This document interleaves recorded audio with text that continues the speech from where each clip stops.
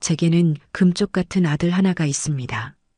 시장통 좌판에서 채소를 팔고 밤에는 남의 가게 설거지를 해가며 악착같이 키워낸 외아들입니다. 떡두꺼비 같던 아들이 어느새 자라 번듯한 회사에 들어가고 어여쁜 색시까지 얻어 가정을 꾸리니 제 고생도 이제 끝인가 싶었습니다. 남편 일찍 여의고 오직 아들 하나만 바라보며 살아온 세월이었습니다.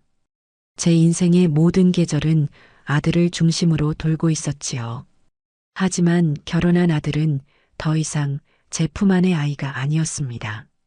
명절이나 생신 때 얼굴 한번 보는 것이 연례 행사가 되었고 그마저도 며느리의 눈치를 살피는 아들의 모습에 헛헛한 마음이 드는 것은 어쩔 수가 없더군요.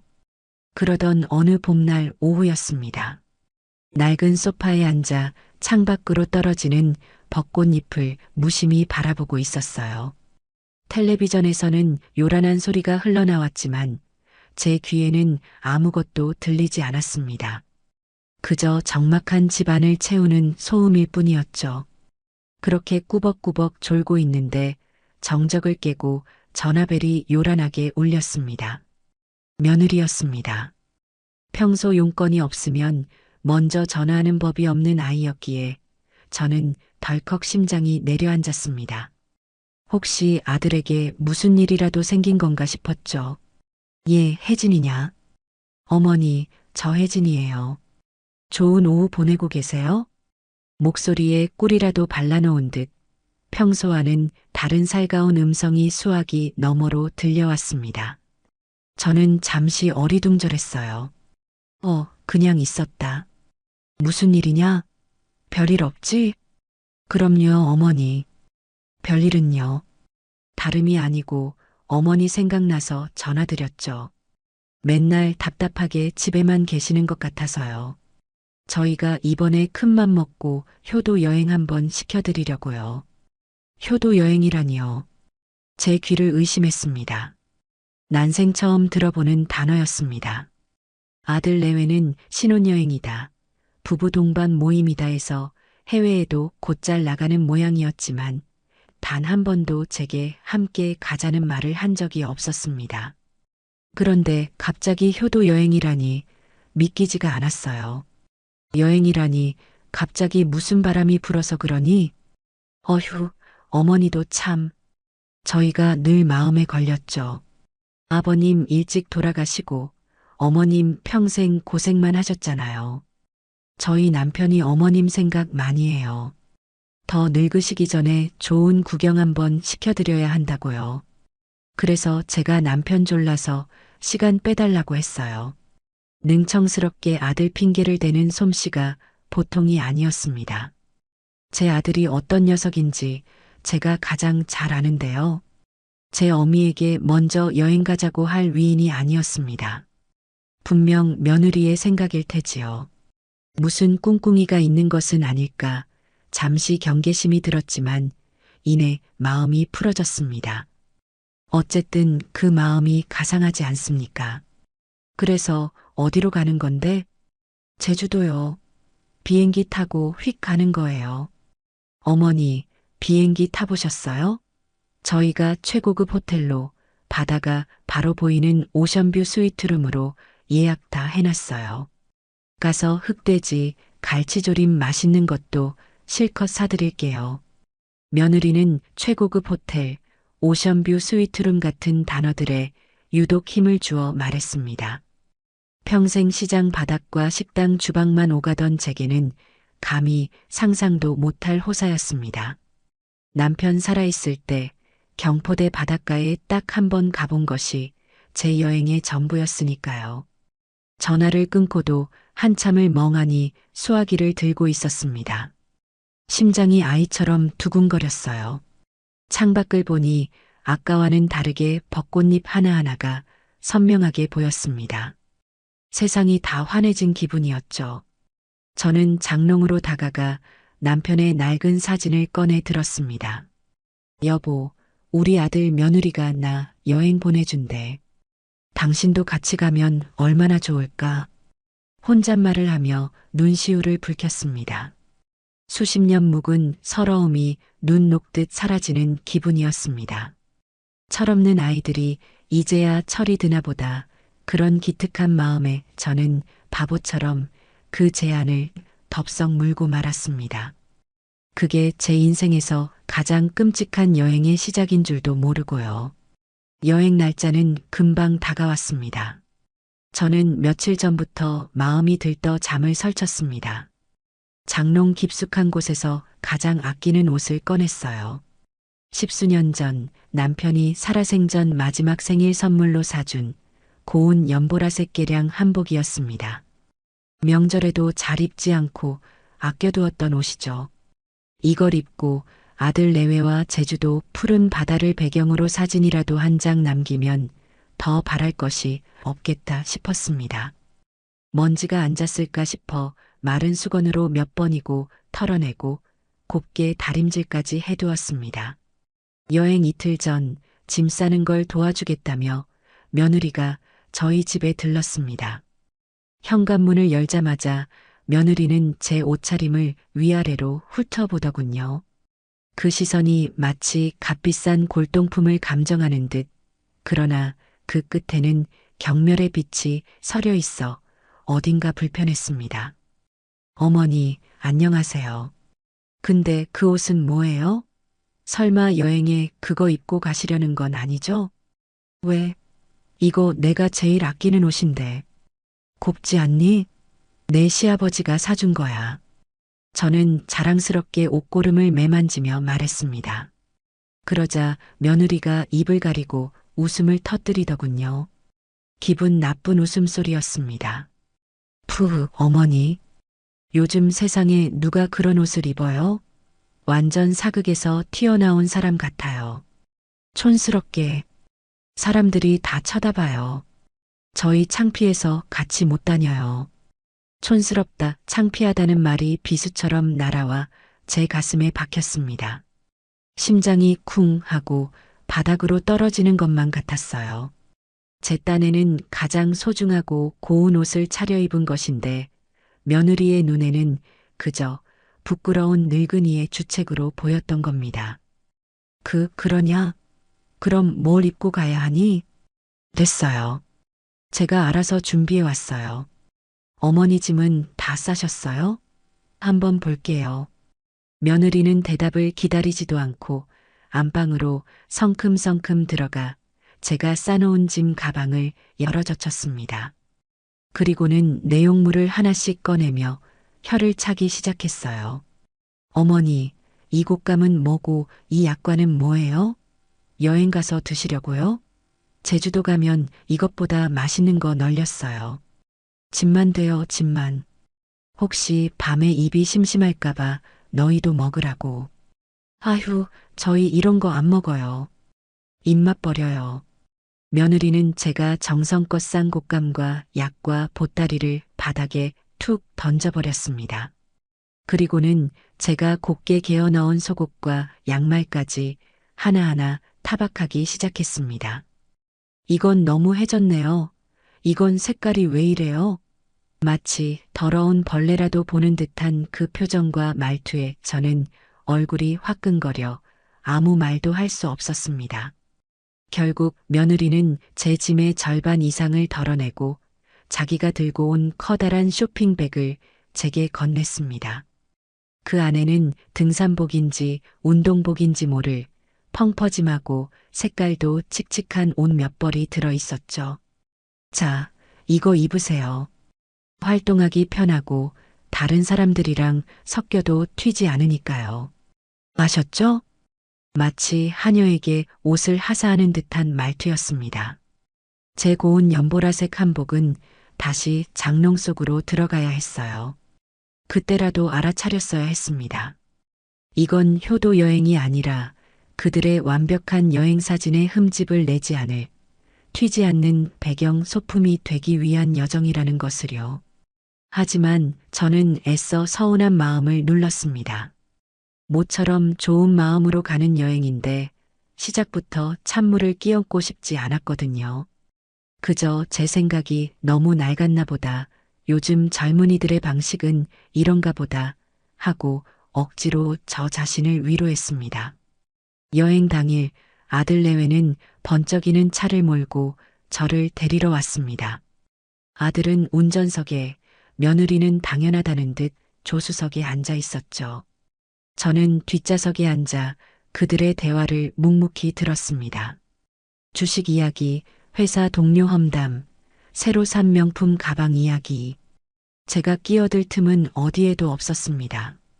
김포공항에 도착하자 그들의 무시는 더욱 노골적으로 변했습니다. 주차장에서부터 그들은 제게 무거운 짐을 맡기고 앞장서 걸어갔습니다. 어머니, 좀 빨리빨리 좀 걸으세요. 이러다 비행기 놓치겠네, 정말. 조금이라도 걸음이 늦어지면 어김없이 며느리의 날카로운 목소리가 날아왔습니다. 저는 숨이 턱까지 차올랐지만 짐이 될까 싶어 아프다는 말도 못하고 그들의 뒤를 종종 걸음으로 쫓아야 했어요. 수속을 밟는 과정은 그야말로 굴욕적이었습니다. 아들 내외는 이미 모바일 체크인을 마쳤다며 저를 수속 카운터 앞 긴 줄에 세워두고는 자기들끼리 휙 들어가 버렸습니다. 어머니는 여기서 표 받아서 들어오세요. 저희는 먼저 가서 커피 마시고 있을게요. 기계 사용법을 알리 없는 저는 한참을 줄을 서서 기다려야 했습니다. 제 차례가 되어 버벅거리고 있자니 뒤에 서 있던 젊은 사람들이 짜증을 내는 소리가 들렸죠. 겨우 수속을 마치고 땀을 뻘뻘 흘리며 안으로 들어서자 아들 내외는 전망 좋은 카페 창가에 앉아 자기들끼리 커피를 마시며 웃고 떠들고 있었습니다. 제가 다가서자 며느리가 귀찮다는 표정으로 저를 올려다보더군요. 아, 이제 오셨어요? 힘드시면 저기 의자에 앉아 계세요. 저희는 먼저 들어가 있을게요. 어머니는 시간 맞춰서 탑승구로 오세요. 14번 게이트예요. 잃어버리지 마시고요. 그렇게 둘은 저를 또다시 뒤로 하고 먼저 보안 검색대로 사라졌습니다. 시끄러운 공항에 혼자 덩그러니 남겨진 기분은 참담했습니다. 낯선 사람들 틈에서 저는 완벽한 이방인이었죠. 드디어 비행기에 오를 시간이 되어 14번 게이트로 향했습니다. 길게 늘어선 줄의 맨 끝에 서서 제 표에 적힌 좌석 번호를 확인했습니다. 32B. 비행기에 올라 좌석을 찾아보니 좁디 좁은 한가운데에 끼인 최악의 자리였습니다. 창가도 복도 쪽도 아니었죠. 혹시나 싶어 앞쪽을 보니 아니나 다를까 아들 내외는 보란 듯이 딱 봐도 좋은 자리에 앉아 있었습니다. 이미 오렌지 주스까지 한 잔씩 들고요. 저와 눈이 마주친 며느리가 미안한 기색 하나 없이 활짝 웃으며 입모양으로 말하더군요.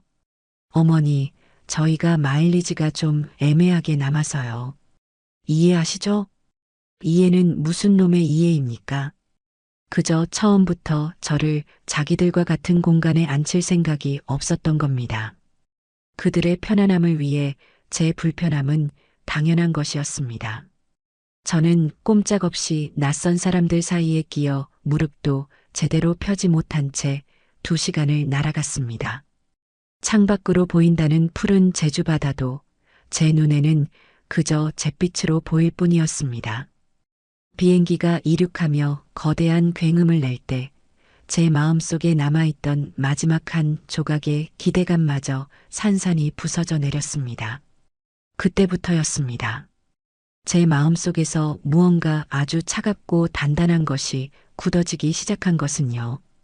이것은 효도 여행이 아니라 제게 남은 마지막 존엄성마저 짓밟아버릴 형벌의 시작이라는 것을 저는 똑똑히 깨닫고 있었습니다. 제주공항에 내리자 후끈하고 비릿한 바람이 제 얼굴을 때렸습니다. 아들 내외는 익숙한 걸음으로 렌터카 주차장으로 향했고 저는 여전히 짐짝처럼 그들의 뒤를 따랐습니다. 잠시 후 아들이 몰고 온 것은 눈이 시리게 하얀 외제 컨버터블이었습니다. 며느리는 자기가 예약했다며 으스댔고 당연하다는 듯이 선글라스를 끼고 조수석에 올라탔습니다. 제 자리는 자연스럽게 뒷좌석이었죠. 짐 가방들과 함께 구겨져 앉으니 며느리가 보란 듯이 차 지붕을 여는 버튼을 눌렀습니다. 요란한 소리와 함께 지붕이 열리자 제 의사와는 상관없이 제주의 강한 햇살과 바람이 제게로 쏟아졌습니다. 아들은 신나는 최신 가요를 크게 틀었고 며느리는 노래를 따라 흥얼거리며 제 쪽은 쳐다보지도 않았어요. 세찬 바람에 제 머리카락은 사정없이 헝클어졌고 눈을 제대로 뜰 수조차 없었습니다. 멀미가 나기 시작했지만 이 즐거운 분위기를 망칠까 싶어 저는 입을 꾹 다물었습니다. 그 차 안에서 저는 투명 인간이나 마찬가지였습니다. 그렇게 한참을 달려 도착한 곳은 며느리가 입이 닳도록 자랑하던 최고급 호텔이었습니다. 현관에 차를 대자 말끔하게 차려입은 직원이 달려와 문을 열어주고 저희 짐을 내려주었습니다. 로비는 천장이 아주 높고 바닥은 거울처럼 반짝여 제 낡은 신발이 부끄러울 정도였어요. 화려하게 차려입은 다른 가족들이 저희를 힐끗 쳐다보는 것만 같아 저도 모르게 몸을 움츠렸습니다. 며느리가 제게 강제로 입힌 칙칙한 옷차림이 꼭 맞지 않는 옷을 입은 듯 불편하게 느껴졌죠. 아들 녀석은 의기양양한 표정으로 체크인을 했고 저희는 직원의 안내를 받아 객실로 향했습니다. 끝도 보이지 않는 긴 복도를 지나 마침내 직원이 문을 열자 제 눈앞에 믿을 수 없는 풍경이 펼쳐졌습니다. 방 전체가 거대한 통유리로 되어 있어 에메랄드빛 제주 바다가 그림처럼 한눈에 들어오는 거대한 스위트룸이었습니다. 침대는 제가 팔 벌려도 닿지 않을 만큼 컸고 응접실에는 폭신해 보이는 소파까지 놓여 있었습니다. 와, 뷰 대박이다. 자기야, 빨리 와서 봐. 사진 찍게. 며느리는 어린아이처럼 좋아서 방방 뛰며 벌써부터 휴대폰을 꺼내 들었습니다. 저는 그래도 잠자리는 정말 좋은 곳을 잡았구나. 이 방에서 저 바다를 보며 잘 수 있다면 낮 동안의 서름쯤은 괜찮다고 생각하며 안도하려던 참이었죠. 그때 아들이 머쓱한 표정으로 저를 불렀습니다. 엄마. 엄마 방은 이쪽이야. 아들이 가리킨 곳은 스위트룸 현관 입구 옆 벽의 일부처럼 보였던 아주 작은 문이었습니다. 저는 영문을 몰라 아들을 쳐다봤습니다. 직원이 그 문을 열자 나타난 것은 창문 하나 없이 어둡고 갑갑한 골방이었습니다. 간이 침대 하나와 작은 협탁이 그 방의 전부였어요. 원래는 짐을 보관하는 창고나 혹은 직원들이 잠시 쉬는 용도로나 쓰였을 법한 그런 공간이었습니다. 그 안에서는 바다 내음은커녕 퀴퀴하고 메마른 먼지 냄새만 났습니다. 이게 내 방이라고? 제 목소리가 저도 모르게 떨려 나왔습니다. 제 평생 이런 방에서는 자본 적이 없었습니다. 시장 골방에서 쪽잠을 잘 때도 작은 창문은 있었는데 말입니다. 그러자 며느리가 어느새 다가와 아무렇지도 않게 제 어깨를 툭 치며 말했습니다. 어머니, 방이 좀 아늑하죠? 어머니는 시끄러운 거 싫어하시고 또 밖에서 노는 거 별로 안 좋아하시잖아요. 아늑한 곳에서 푹 쉬시는 게 최고죠. 어차피 잠만 주무실 건데 굳이 비싼 돈 주고 방 2개 잡을 필요 없잖아요. 바다 보고 싶으시면 저희 방으로 나오시면 되고요. 그렇죠, 여보. 아들은 그저 어색하게 웃으며 고개를 끄덕일 뿐이었습니다. 그렇지, 내 아내는 내 생각만 하는구나. 속으로 되뇌었습니다. 그 순간 저는 깨달았습니다. 아, 이 여행에서 저는 그저 어머니라는 구색을 맞추기 위한 돈 안 드는 엑스트라에 불과하구나. 그들의 호화로운 스위트룸과 제 창문 없는 골방 사이의 거리가 바로 그들이 저를 대하는 마음의 거리라는 것을요. 저는 짐을 풀 기운도 나지 않아 그 어두컴컴한 방 침대 가장자리에 주저앉고 말았습니다. 벽 너머로 며느리가 자기야, 나 이 가운 입은 거 찍어줘. 섹시하게. 라며 까르르 웃는 소리가 비수처럼 들려왔습니다. 첫날 저녁 짐도 제대로 풀지 못한 저를 아들 내외는 재촉해서 밖으로 끌고 나갔습니다. 며느리는 인스타그램에서 가장 핫한 맛집이라며 차를 몰았고 식당에 도착하니 이미 젊은이들이 길게 줄을 서 있었습니다. 시끄러운 음악과 알아들을 수 없는 말들이 오가는 소란스러운 곳이었죠. 한참을 기다려 겨우 자리에 앉자마자 며느리는 제게 메뉴판을 건네줄 생각도 않고 휴대폰으로 무언가를 검색하더니 직원을 불렀습니다. 여기 시그니처 메뉴로 다 주세요. 아, 그리고 어울리는 와인도 한 병 추천해 주시고요. 잠시 후 나온 음식들은 제 평생 처음 보는 것들이었습니다.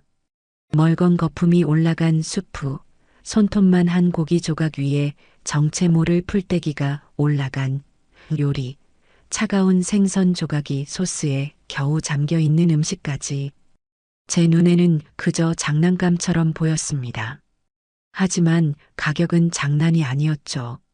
곁눈질로 본 메뉴판에는 제 한 달 연금보다도 많은 돈이 찍혀 있었습니다. 제 피 같은 돈으로 키워낸 아들놈이 이제는 제 돈으로 이런 곳에서 이런 음식을 사 먹고 있었습니다. 어머니, 뭐 하세요? 안 드시고.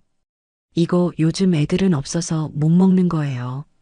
입맛이 너무 옛날이시면 이런 것도 좀 드셔보셔야 세상 돌아가는 걸 알죠.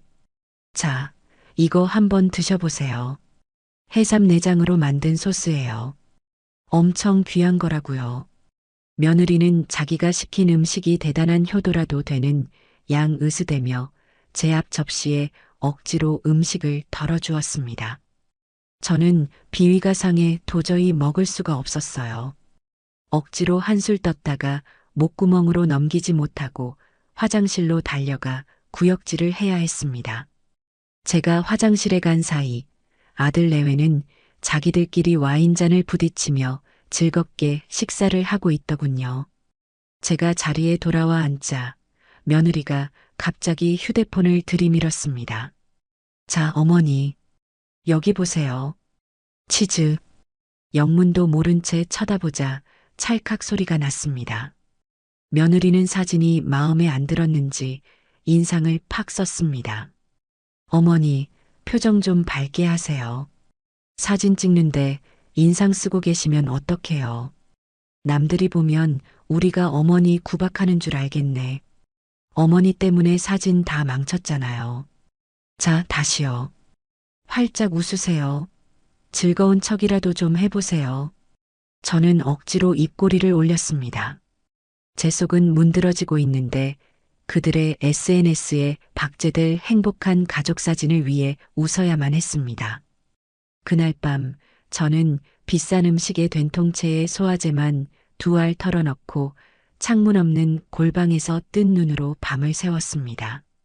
벽 너머에서는 아들 내외의 만족스러운 웃음소리가 밤늦도록 끊이지 않았습니다. 다음 날부터는 본격적인 사진 노예 생활이 시작되었습니다. 아들 내외는 유채꽃밭, 해변 카페, 오설록 녹차밭, 동백 군락지 등 오로지 사진 찍기 좋다는 곳만 골라 다녔습니다.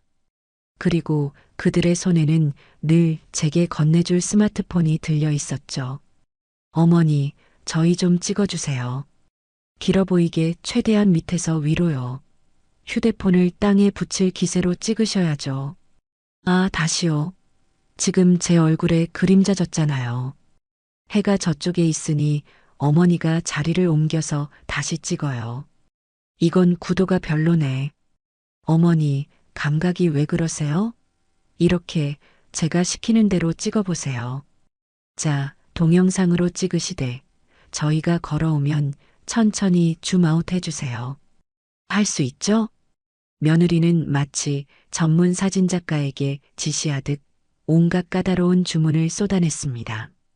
저는 늙고 뻣뻣한 몸을 쪼그려 앉았다 폈다 하며 그들의 인생 사진을 찍어주기 위해 애썼습니다. 제 무릎이 시큰거리고 허리가 끊어질 듯 아팠지만 그들은 아랑곳하지 않았습니다. 아들이라고 다르지 않았어요. 며느리가 잠시 자리를 비운 틈을 타 제가 힘들다고 말하자 아들은 귀찮다는 듯이 말했습니다. 엄마, 혜진이 말대로 좀 해줘. 원래 여행 오면 다 이렇게 사진 찍고 노는 거야. 우리 이거 인스타에 올려야 된단 말이야. 좋아요, 많이 받아야 한다고.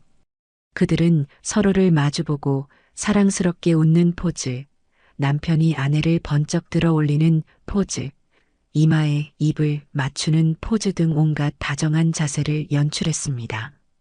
저는 그 행복한 그림을 찍는 기계가 되어 셔터만 눌러댔습니다. 제 손으로 수백 장의 사진을 찍는 동안 어머니도 여기 서세요. 같이 찍어요라는 말은 단 한 번도 들을 수 없었습니다. 저는 그들의 아름다운 제주 여행 사진 속에 그림자조차 존재하지 않는 유령이었습니다.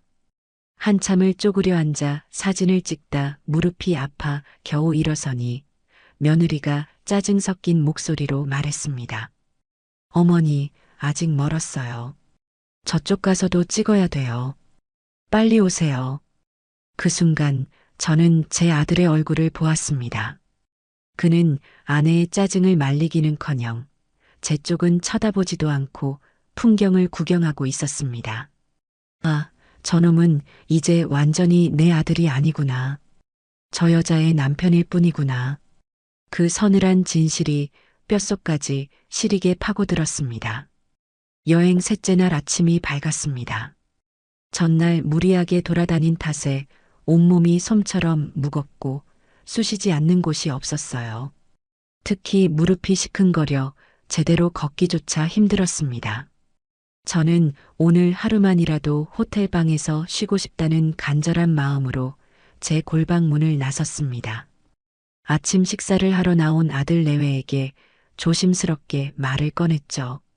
얘들아, 나는 오늘 하루는 그냥 방에서 좀 쉬면 안 될까? 어제 너무 무리했는지 무릎이 아파서 걷기가 좀 힘들구나. 제 말을 들은 며느리가 들고 있던 포크를 탁 소리가 나게 내려놓더군요. 그러고는 어이가 없다는 듯이 저를 쳐다보며 말했습니다. 어머니, 지금 장난하세요? 저희가 이 비싼 돈 내고 호텔 잡아드렸는데 방에만 계시면 저희 돈이 너무 아깝잖아요. 그럴 거면 뭐하러 제주도까지 오셨어요? 그냥 집에 계시지. 그 싸늘한 말투에 심장이 덜컥 내려앉았습니다. 돈 아깝다는 말이 제 가슴을 후벼 팠습니다. 제 존재가 그들에게는 돈이 아까운 짐이 되어버린 것이었죠. 그리고 어머니, 그건 운동 부족이셔서 그래요.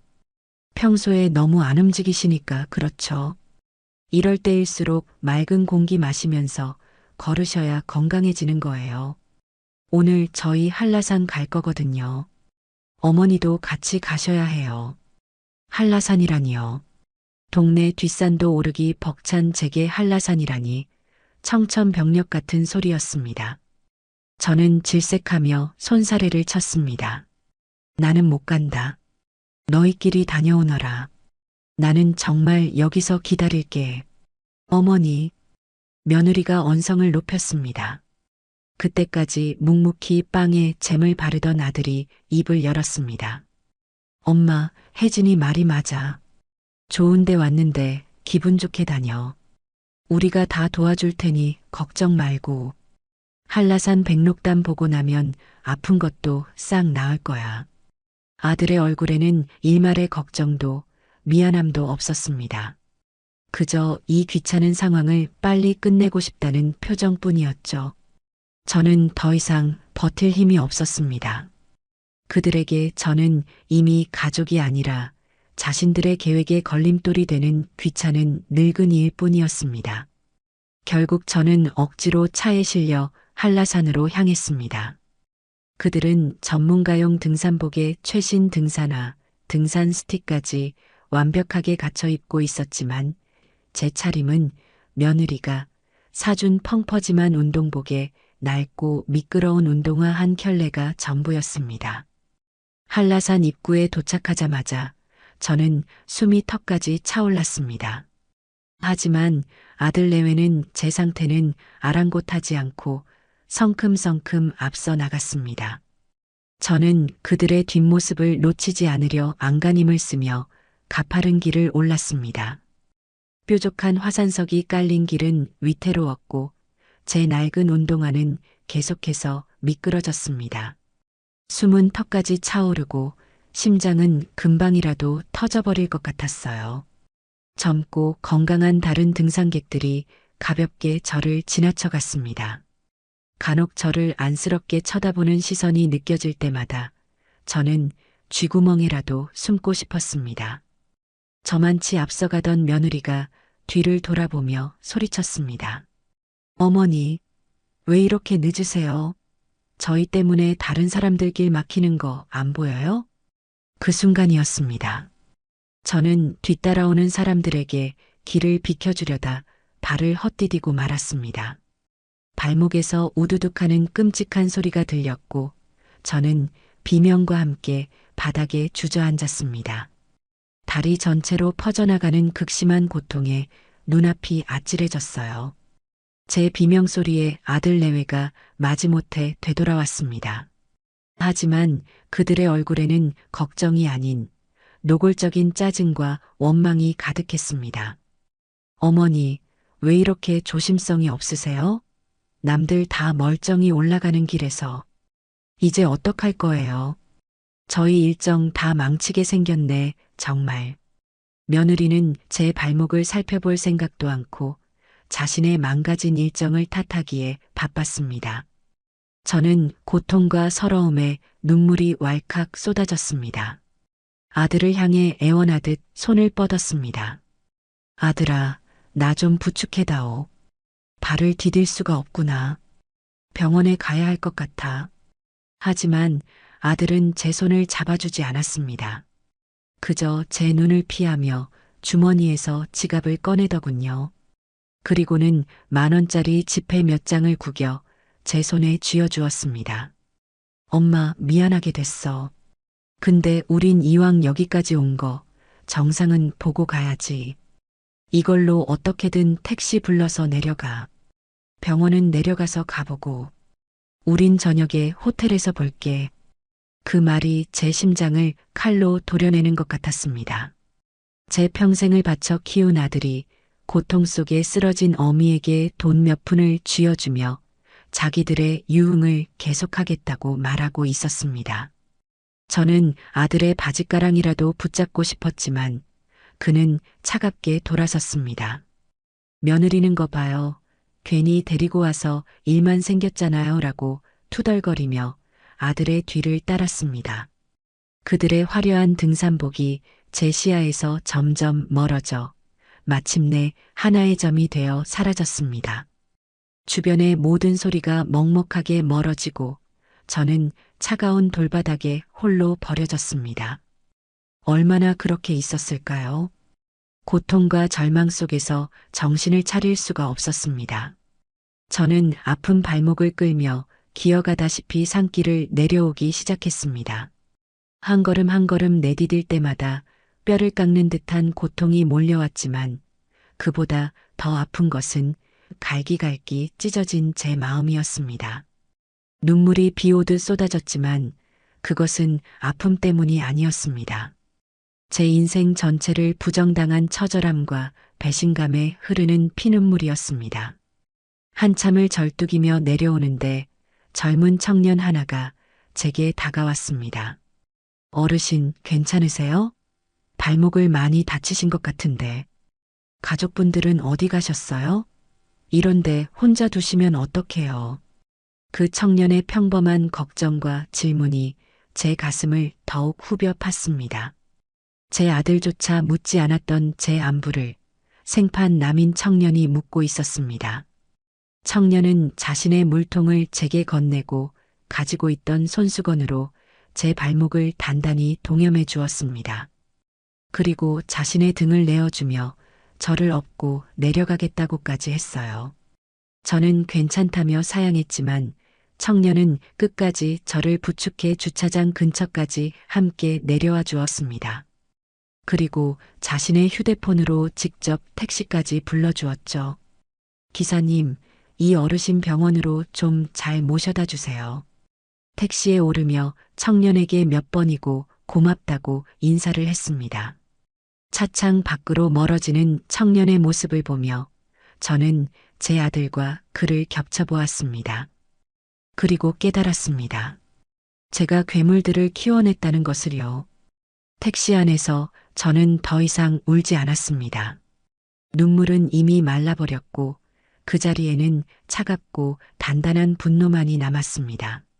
저는 제 손에 구겨진 채 쥐어져 있던 그 돈 몇 푼을 내려다보았습니다. 제 아들이 제게 던져준 마지막 자비이자 가장 큰 모욕이었습니다. 저는 그 돈을 창밖으로 던져버렸습니다. 그리고 조용히 그러나 단호하게 맹세했습니다. 그래, 좋다. 너희가 내게서 앗아간 모든 것, 아니, 너희가 당연하게 누리던 모든 것이 원래 내 것이었음을 뼈저리게 느끼게 해주마. 이건 복수가 아니다. 이건 정산이다. 내 피와 땀으로 이룬 모든 것을 되찾는 아주 공정하고 철저한 정산이다. 제주도에서의 남은 일정은 지옥 그 자체였습니다. 저는 택시를 타고 근처의 작은 병원 응급실로 가 깁스를 했습니다. 의사는 인대가 심하게 늘어나고 실금이 갔다며 당분간 절대 안정을 취해야 한다고 신신당부를 했지요. 그날 밤 제가 깁스를 한 채 절뚝이며 호텔방으로 돌아왔을 때 아들 내외는 거실에서 와인을 마시며 웃고 떠들고 있었습니다. 그들은 제 다리를 보고도 놀라지 않았습니다. 며느리는 귀찮다는 듯이 말했죠. 어머니, 깁스까지 하셨어요? 아이고, 이제 남은 일정은 다 글렀네. 저희끼리 다녀야겠네요. 그들은 제 저녁으로 편의점에서 사온 죽 하나를 툭 던져주고는 다음날 자기들끼리 요트 투어니 승마 체험이니 하는 것들을 즐기러 나갔습니다. 저는 창문 없는 골방에 갇혀 그들이 문틈으로 넣어주는 차가운 음식을 받아 먹으며 남은 이틀을 보냈습니다.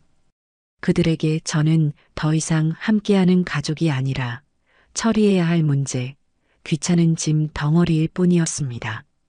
서울로 돌아오는 비행기 안에서도 상황은 똑같았습니다. 저는 깁스한 다리를 제대로 뻗지도 못한 채 이코노미석에 끼어왔고 아들 내외는 편안한 비즈니스석에서 내내 잠을 잤습니다. 김포공항에 도착해서도 그들은 제 짐을 들어주기는커녕 저희는 피곤해서 먼저 가볼게요. 택시 타고 조심히 들어가세요라는 말을 남기고 훌쩍 떠나버렸습니다. 저는 그 순간 슬픔이나 분노보다는 오히려 차가운 평온함을 느꼈습니다. 제 마음은 이미 모든 것을 결정했으니까요. 집으로 돌아온 며칠 뒤 아들 내외가 과일 바구니 하나를 들고 저희 집에 찾아왔습니다. 제 안부를 묻기 위해서가 아니라는 것은 불을 보듯 뻔했죠. 아니나 다를까 며느리는 거실 소파에 앉자마자 제주도에서 찍은 사진들을 휴대폰으로 보여주며 자랑하기에 바빴습니다. 어머니, 이 사진 좀 보세요. 정말 잘 나왔죠? 친구들이 다들 화보냐고 난리예요. 어머니가 같이 못 찍어서 아쉽네요. 저는 온화한 미소를 지으며 그들의 연극에 장단을 맞춰주기 시작했습니다. 이제부터는 제가 연기할 차례였습니다. 저는 기억력도 흐려지고 몸도 예전 같지 않은 힘없는 늙은이의 역할을 완벽하게 해내야 했습니다. 어머, 우리가 저런 데도 갔었니? 아이고, 내가 그날 산에서 넘어져서 그런가. 기억이 통 가물가물하네. 다리가 아직도 쑤셔서 큰일이야. 제 말에 며느리의 얼굴에 안도하는 빛이 스치는 것을 저는 놓치지 않았습니다. 아들 녀석은 기다렸다는 듯이 본론을 꺼냈습니다. 엄마, 다름이 아니라 이번에 제가 하는 사업을 좀 확장하려고 하는데 자금이 조금 부족해서요. 엄마 명의로 된 마포 상가 있잖아요. 그거 담보로 대출 좀 받으면 안 될까요? 역시나 돈 때문이었습니다. 저는 속으로 차갑게 웃으며 가장 연약하고 미안한 목소리로 대답했습니다. 아이고, 아들아. 미안해서 어쩌니. 나도 이제 나이가 들어서 병원비도 모아둬야 하고 너희 아버지 제사도 있고 내게 큰 돈을 해주기가 좀 어렵게 됐구나. 정말 미안하다. 제 거절에 아들 내외의 표정이 순간 굳어졌지만 이내 그들은 저를 더 이상 조를 가치도 없는 노인으로 판단한 듯 보였습니다. 그들은 그럼 별 수 없죠라며 대수롭지 않게 일어섰고 저는 그들의 뒷모습을 보며 조용히 미소 지었습니다. 그래, 그렇게 방심하거라. 너희의 그 오만함이 너희의 발목을 잡게 될 것이다. 그들이 돌아가자마자 제 집은 전쟁을 준비하는 사령부로 변했습니다. 저는 가장 먼저 제 서재 깊숙한 곳에 있는 금고를 열었습니다. 그 안에는 지난 수십 년간 제가 피땀 흘려 모은 자산 목록이 빼곡히 정리된 파일들이 있었습니다. 시장 좌판에서 시작했지만 저는 돈의 흐름을 읽는 데는 재능이 있었습니다. 푼돈을 아껴 종잣돈을 만들었고 그 돈으로 부동산과 주식에 투자해 상당한 자산을 이루었죠. 아들 내외가 자신들의 것이라 착각하는 강남의 아파트, 아들이 사업 자금으로 쓰고 있는 마포의 상가, 제가 용돈처럼 쥐어주는 돈에 출처인 수많은 금융자산들, 그 모든 것이 오롯이 제 이름으로 제 통제 하에 있었습니다. 저는 수화기를 들어 제 자산 관리를 30년간 맡아온 최 변호사에게 전화를 걸었습니다. 그는 제 남편의 오랜 친구이기도 했습니다. 최 변호사님, 저 박복순입니다. 제 목소리를 들은 최 변호사가 놀란 듯이 말했습니다. 제가 평소 사용하던 힘없는 목소리가 아니었기 때문입니다. 제 목소리는 차갑고 강철처럼 단단했습니다. 사모님, 목소리가 무슨 일 있으십니까?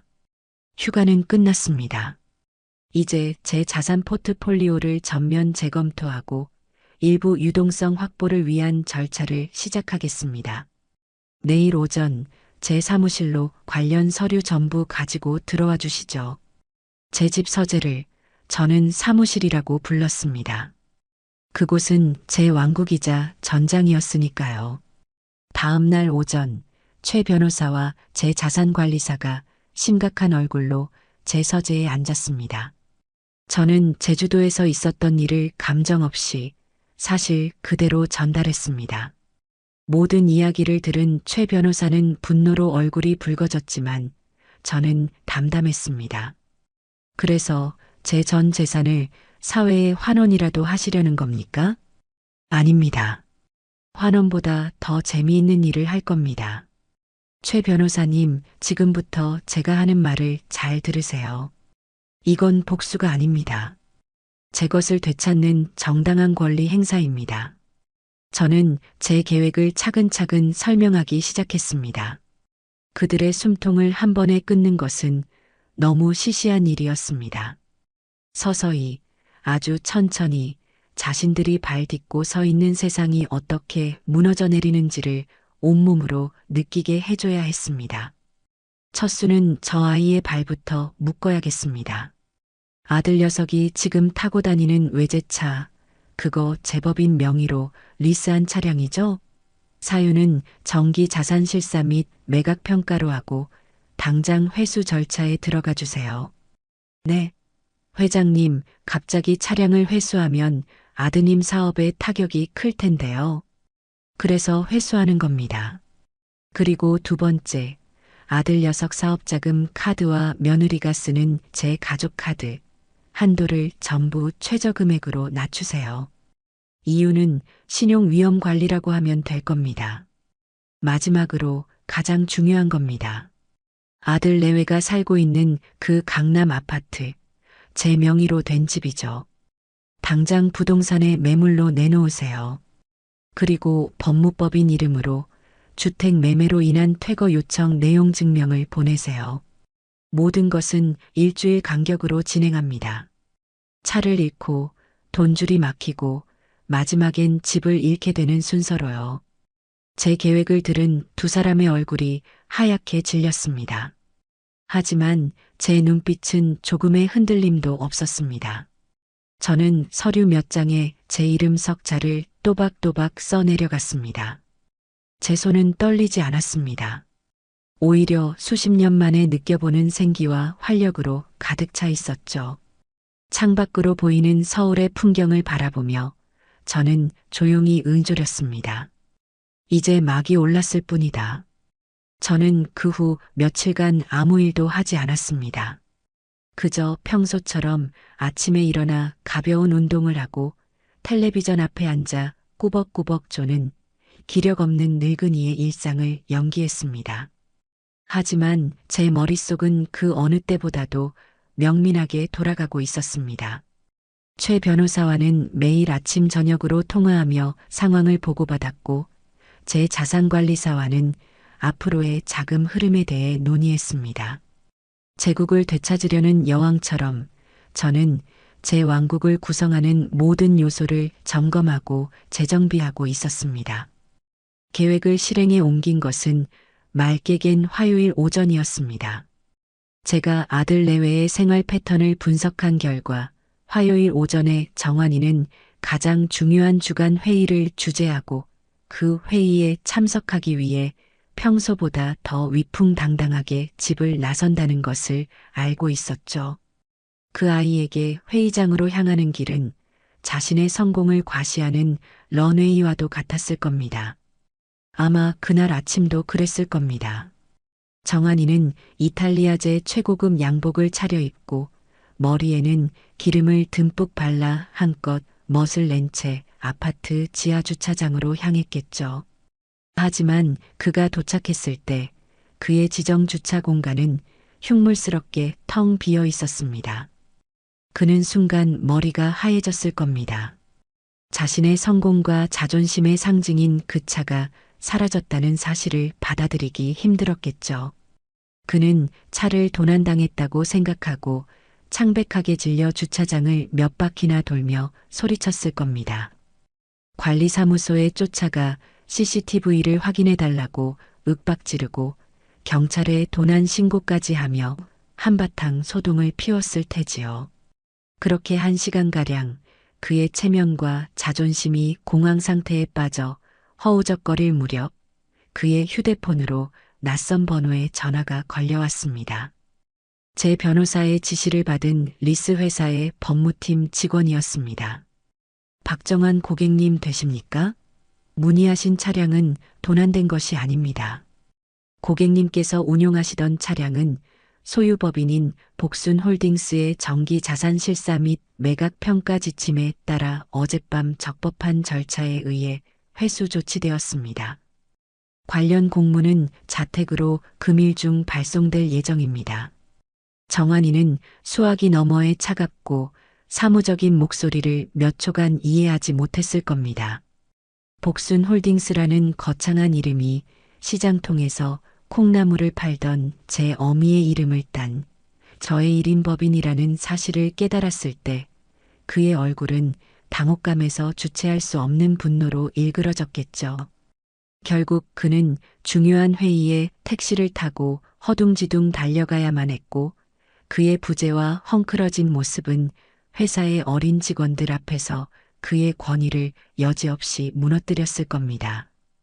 그에게서 전화가 걸려온 것은 모든 소동이 끝난 점심시간이었습니다. 전화기 너머로 들려오는 아들의 목소리는 거의 울부짖음에 가까웠습니다. 엄마, 지금 이게 어떻게 된 거야? 왜 말도 없이 사람 차를 뺏어가는데?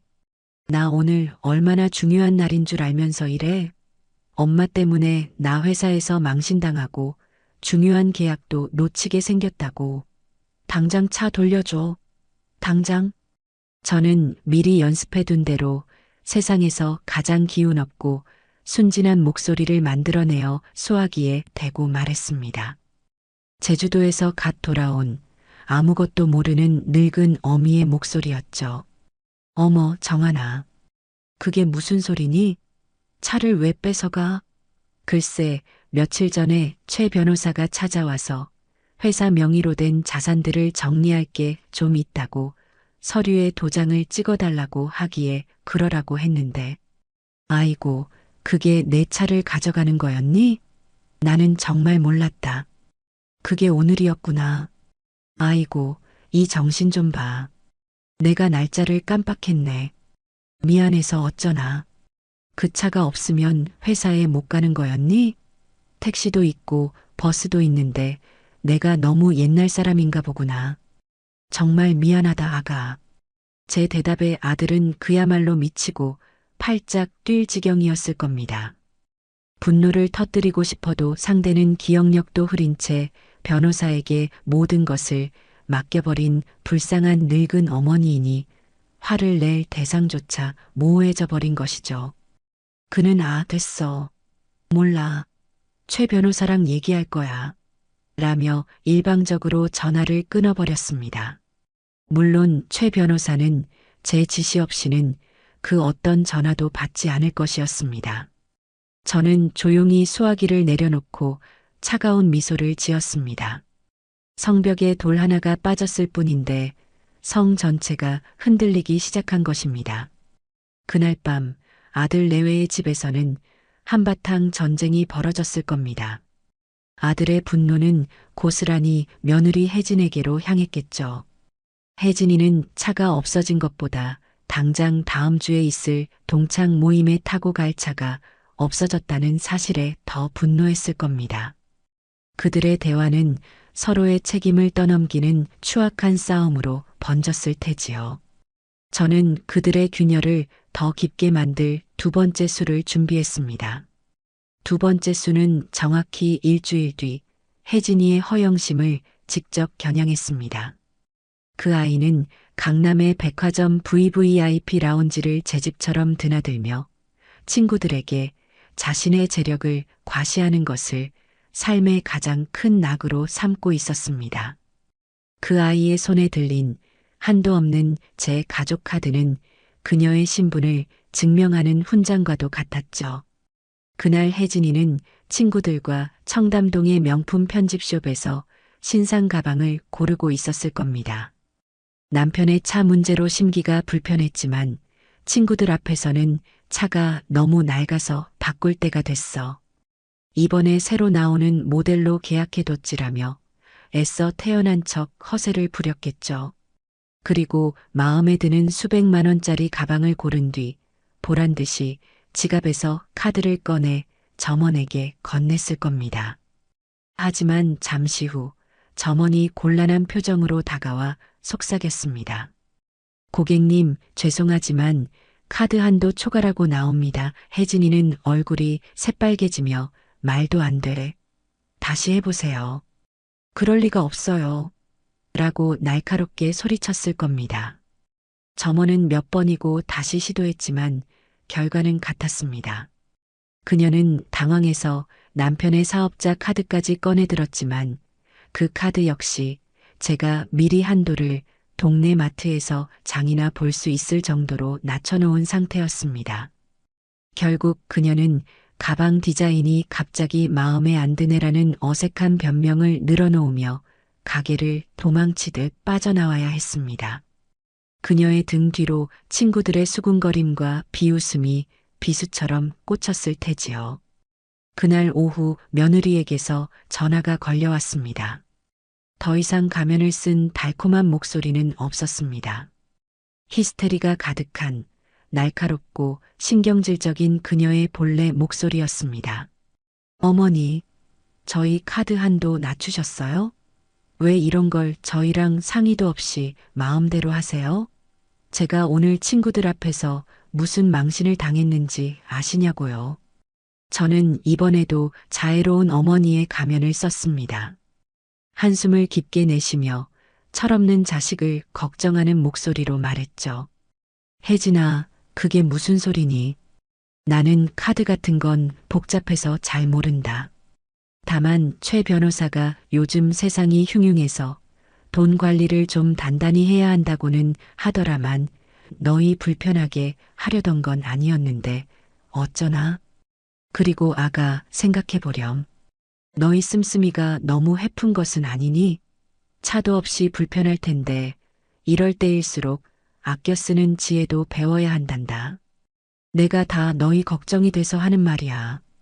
제 말에 며느리는 걱정이요? 지금 저희더러 가르치시는 거예요? 라며 악을 쓰다 제풀에 전화를 끊었습니다. 그들은 이제 짙은 안개 속에 갇힌 기분일 겁니다.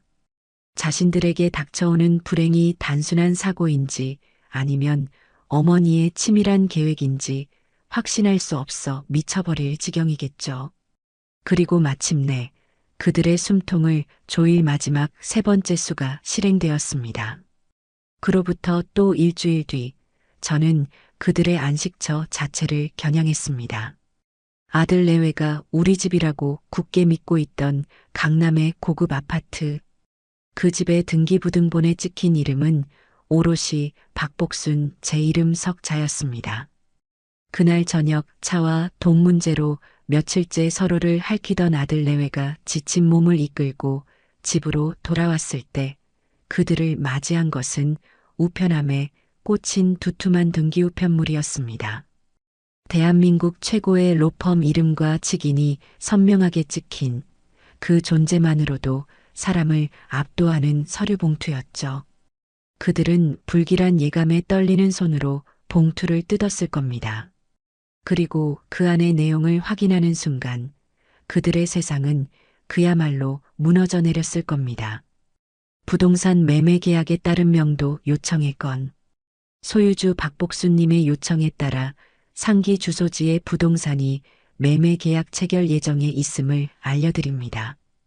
관련 법규에 의거하여 현 점유자께서는 해당 부동산을 원상 복구하여 명도하여 주시기 바랍니다. 기한 내에 명도가 이루어지지 않을 시 귀하를 상대로 명도 소송을 제기하는 등 즉각적인 법적 절차가 진행됨을 엄중히 고지합니다. 그것은 단순한 편지가 아니었습니다. 그들의 삶과 지위, 미래를 송두리째 부정하는 사형선 고문과도 같았죠. 그들은 서류를 들고 그 길로 제 집으로 달려왔습니다. 밤 10시가 넘은 시간이었습니다. 제 집 현관문을 부서져라 두드리는 소리는 다급함을 넘어 광기에 가까웠습니다. 제가 일부러 더 느리게 잠옷바람으로 문을 열자 아들 녀석이 다짜고짜 제 얼굴에 서류를 들이밀며 짐승처럼 포효했습니다. 엄마, 이게 진짜야? 이게 진짜냐고. 우리더러 길바닥에 나앉으라는 소리야? 대답해. 며느리는 옆에서 거의 실신 직전인 얼굴로 머리를 쥐어뜯으며 울부짖고 있었습니다. 어머니, 저희한테 어떻게 이러실 수 있어요? 이 집 정한 씨랑 결혼할 때 저희 살라고 주신 거 아니었나요? 저희더러 나가서 죽으라는 말씀이세요? 저는 그들의 광기 어린 모습을 가만히 지켜보았습니다. 한참 동안 그들이 지쳐 헐떡일 때까지 기다렸습니다.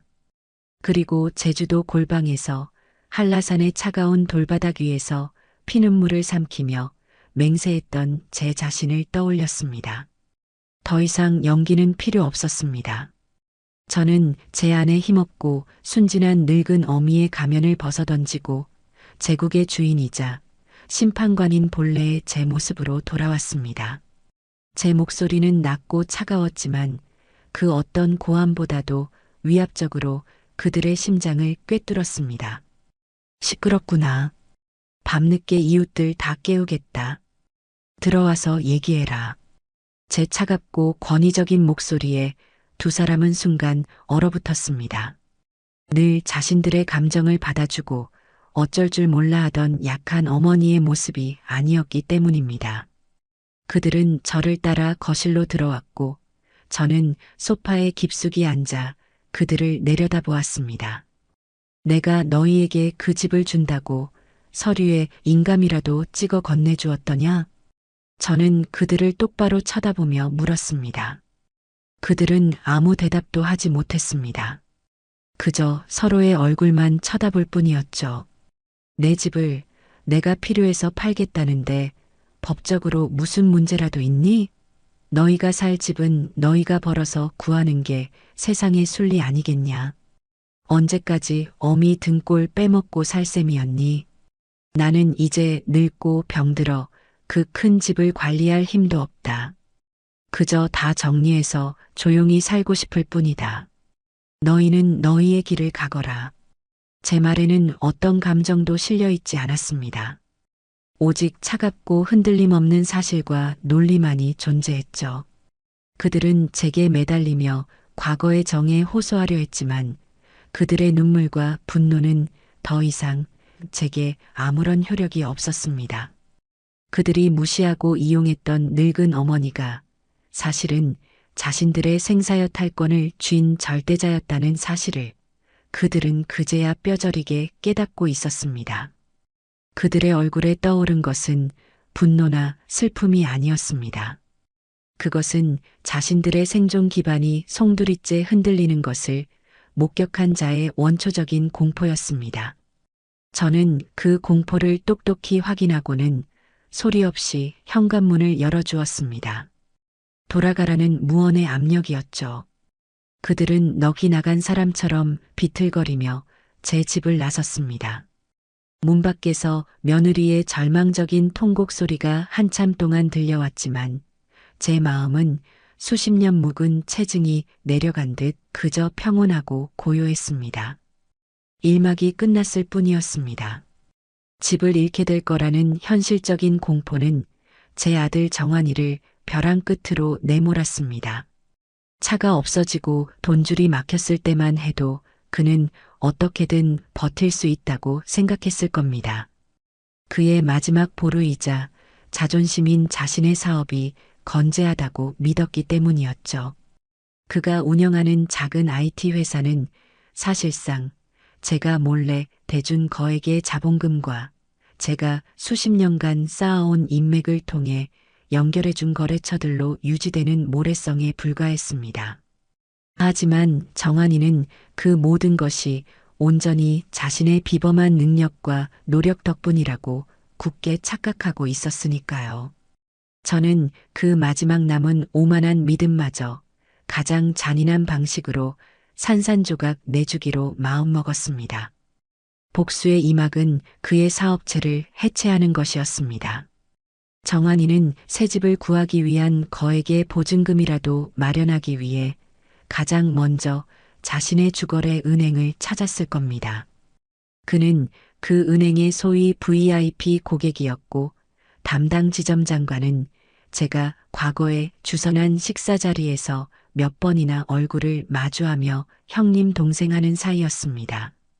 그는 당연히 자신의 사업체 이름으로 혹은 개인 신용으로 거액의 대출을 손쉽게 받을 수 있으리라 생각했겠죠. 그는 아마 남은 재킷이라도 말끔하게 차려입고 애써 태연한 표정으로 지점장실의 문을 열었을 겁니다. 하지만 그를 맞이한 것은 늘 반갑게 그를 맞던 지점장의 따뜻한 미소가 아니었습니다. 지점장은 어색한 표정으로 그를 맞았고 그의 대출 신청 서류를 검토하는 내내 곤혹스러운 표정을 감추지 못했습니다. 잠시 후 지점장은 안타깝다는 듯 입을 열었죠. 박 대표님, 정말 죄송하게 됐습니다. 현재 박 대표님 개인과 또 대표님의 법인 신용등급으로는 본 은행의 내규상 추가 대출이 어렵습니다. 정환이는 제 귀를 의심했을 겁니다. 네, 그게 무슨 말씀이십니까, 지점장님? 제가 지금까지 거래한 실적이 얼마인데 갑자기 신용등급이라니요? 그는 당황해서 따져 물었을 겁니다. 지점장은 한숨을 쉬며 컴퓨터 모니터를 그에게 돌려 보여주었습니다. 보시는 바와 같이 박 대표님 사업의 주요 보증인이자 최대 투자자이신 박복순 회장님께서 최근 저희 은행의 대표님 회사에 대한 모든 지급 보증 의사를 철회하셨습니다. 또한 대표님의 개인 신용대출에 대한 보증 역시 철회 의사를 통보해 오셨습니다. 솔직히 말씀드리면 박 회장님의 보증이 없으면 대표님의 사업체는 저희가 평가하기에 리스크가 너무 큽니다. 정환이는 모니터에 떠 있는 글자들을 보며 망연자실했을 겁니다. 자신의 화려했던 VIP 등급과 높은 신용도가 모두 어머니라는 거대한 배경 덕분이었다는 사실을 그는 이제야 깨닫게 된 것이죠. 그는 지점장실에서 거의 쫓겨나다시피 나와 비틀거리는 걸음으로 은행을 빠져나왔을 겁니다. 세상이 자신을 중심으로 도는 줄 알았는데 사실은 어머니가 만들어준 무대 위에서 춤추는 광대에 불과했다는 진실이 그의 뒤통수를 후려쳤을 테니까요. 은행 대출길이 막히자 그는 최후의 수단으로 회사에 투자된 자금을 빼내려 했을 겁니다. 그 투자금 역시 제 돈이었지만 그는 그 돈을 이미 자신의 소유로 여기고 있었죠. 그는 자신의 사무실로 돌아가 회계 담당 직원에게 자금 인출을 지시했습니다. 하지만 직원은 사색이 된 얼굴로 보고했습니다. 대표님, 큰일 났습니다. 투자사 측에서 투자금 계좌를 동결시켰습니다. 그리고 방금 법무법인을 통해 이메일이 한 통 도착했습니다. 정환이는 떨리는 손으로 이메일을 열어보았을 겁니다. 발신인은 최 변호사의 로펌이었습니다. 내용은 지극히 사무적이고 냉혹했습니다. 통보서, 투자자 박복순 회장님의 투자 포트폴리오 전면 재조정 및 고위험 자산 정리 결정에 따라 귀사에 대한 투자금 전액을 회수하기로 결정하였음을 통보합니다. 귀사는 본 통보서를 받은 시점으로부터 한 개월 내에 투자 원금 전액을 상환할 의무가 있습니다. 기한 내 상환이 이루어지지 않을 시 투자 계약서에 명시된 바에 따라 즉각적인 법적 조치에 들어갈 것임을 알려드립니다. 투자금 회수 통보. 그것은 회사의 사망 선고나 다름없었습니다. 당장 다음 달 직원들 월급도 사무실 임대료도 지불할 수 없는 상태에 빠진 것이죠. 그는 의자에 주저앉아 머리를 쥐어뜯었을 겁니다. 모든 것이 계획된 함정이라는 것을 이제는 바보가 아닌 이상 알 수 있었겠죠. 마지막 발악으로 그는 자신의 휴대폰에 저장된 인맥들을 떠올렸을 겁니다. 지난 몇 년간 제가 주최한 각종 모임과 골프 회동에서 알게 된 대기업 임원들, 벤처 투자자들이었죠. 그는 그들이 자신의 화려한 언변과 사업 아이템에 반했다고 착각하고 있었습니다. 그는 그들에게 전화를 돌리기 시작했습니다. 구차한 설명과 함께 어떻게든 급한 불이라도 끌 수 있는 자금을 빌리기 위해서였죠. 하지만 그의 전화기는 차가운 벽에 부딪히는 돌멩이처럼 아무런 반향도 일으키지 못했습니다. 제가 이미 몇 주 전부터 그 모든 사람과 조용히 점심 식사를 마친 상태였기 때문입니다. 저는 그들에게 제 아들을 험담하지 않았습니다. 그저 깊은 어머니의 우려를 표했을 뿐이죠. 유명 벤처 캐피털의 김 회장에게는 이렇게 말했습니다. 김 회장님, 우리 정환이가 아직 젊어서 그런지 세상을 너무 쉽게 보는 것 같아 제가 다 걱정입니다. 사업이라는 게 발만 담가서 되는 게 아닌데 말입니다. 김 회장님 같은 어른께서 보시기엔 제 아들 어떤가요? 제가 보기엔 아직 경험이 많이 부족한데 주변에서 너무 띄워주는 건 아닌지 모르겠습니다. 그 한마디면 충분했습니다. 아들의 가장 큰 재정적 후원자인 제가 아들의 능력에 대해 우려를 표하는 순간 그들은 아들에게서 손을 뗄 명분을 얻게 되는 것이죠. 그들은 정환이에게 한결같이 정중하지만 단호한 거절의 말을 전했습니다. 박 대표, 정말 미안하네. 요즘 우리도 자금 사정이 여의치 않아서 말이야. 정말 좋은 아이템인데 타이밍이 안 좋군. 다음 기회에 꼭 함께 하세. 모든 문이 닫혔습니다. 그는 자신이 거미줄에 걸린 나비라는 것을 깨달았습니다.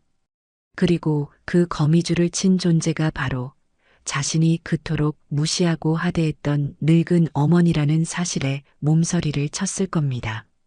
결국 그의 회사는 한 달을 버티지 못하고 무너져 내렸습니다. 직원들은 밀린 월급을 달라며 아우성이었고 사무실 집기는 헐값에 팔려나갔습니다. CEO 박정환이라는 명패가 붙어 있던 문은 굳게 닫혔고 그는 하루아침에 수억 원의 빚을 진 실업자가 되었습니다. 모든 것을 잃은 후에야 그는 비로소 제 집 문을 다시 두드렸습니다. 몇 주 전에 그 기세등등하던 모습은 온데간데 없었습니다. 그는 수염도 깎지 않은 초췌한 얼굴로 텅 빈 눈으로 저를 바라보았습니다. 그리고는 힘없이 제 앞에서 무릎을 꿇었습니다. 어머니, 제가 다 잘못했습니다. 제가 어리석었습니다. 제발, 제발 그만하세요. 어머니, 저 좀 살려주세요. 제가 평생 속죄하며 살겠습니다. 저는 그때 제 서재에서 차를 마시고 있었습니다. 저는 그가 무릎 꿇는 모습을 내려다보며 찻잔을 들어 향을 음미했습니다. 그리고는 조용히 말했죠. 이제 와서 그 말이 무슨 소용이 있니? 나는 그저 내 재산을 정리하고 있을 뿐이다. 내 사업이 망한 것이 어찌 내 탓이냐? 모든 것은 분수를 모르고 날뛰었던 너의 오만함과 그 오만함을 뒷받침할 능력이 없었던 너의 무능력 때문이다. 저는 자리에서 일어나 창가로 걸어갔습니다. 내 아비는 전쟁통에 맨주먹으로 시작해서 지금의 나를 있게 했다. 나 역시 시장 좌판에서 콩나물 한 단을 팔며 너를 키우고 내 제국을 일궜다. 너도 한번 해보거라. 내 능력으로 아무것도 없는 바닥에서부터 다시 일어서 보거라. 내가 해냈고 내 아비가 해낸 일이니 너라고 못할 것은 없지 않겠니? 제 말은 그에게 남은 마지막 한 조각의 희망마저 짓밟아 버렸을 겁니다. 저는 더 이상 그에게 자비나 동정을 베푸는 어머니가 아니었습니다. 그의 실패를 냉정하게 평가하고 그의 책임을 정확하게 묻는 채권자일 뿐이었죠. 그는 아무 말도 하지 못하고 넋이 나간 사람처럼 일어나 비틀거리며 제 집을 떠났습니다. 그의 등 뒤로 복수의 이막이 서서히 내려오고 있었습니다. 정한이의 사업체가 공중분해되고 그들이 살던 아파트에서 쫓겨나 변두리의 좁은 월세방으로 거처를 옮겼을 때 저는 복수의 마지막 장을 준비했습니다. 마지막 목표는 며느리 혜진이었습니다. 남자에게 사업의 실패가 사회적 죽음이라면 혜진이 같은 여자에게는 세상의 중심이었던 자신의 사교계에서 추방당하는 것이야말로 살아있는 지옥일 테니까요. 저는 그 아이가 그토록 소중히 여기던 허영심과 체면, 그리고 그녀의 집안이 쌓아 올린 위신을 남김없이 짓밟아 주기로 했습니다. 혜진이는 모든 것을 잃은 와중에도 자신의 마지막 자존심을 지키려 애썼을 겁니다. 바로 그녀의 외모와 그녀가 걸치고 있는 사치품들이었죠.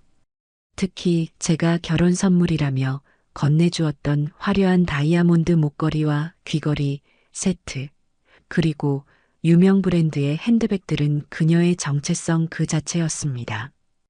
그녀는 그것들이 온전히 자신의 소유라고 믿고 있었죠. 저는 그녀가 가장 빛나고 싶어 할 무대를 골랐습니다. 바로 매년 가을에 열리는 그녀의 대학교 총동문회 갈라 디너였습니다. 그곳은 그녀가 친구들과 라이벌들 앞에서 자신의 성공적인 결혼 생활을 과시하는 가장 중요한 연례 행사였죠. 그녀는 아마 빚을 내서라도 미용실에 다녀오고 남은 옷 중에 가장 화려한 것을 고른 뒤 그 다이아몬드 세트로 마지막 활용점정을 찍을 계획이었을 겁니다. 갈라 디너가 열리기 바로 전날 오후 그녀의 허름한 월세방으로 퀵서비스 기사가 서류 봉투 하나를 전달했습니다. 최 변호사의 법무법인 직인이 찍힌 차가운 느낌의 봉투였죠.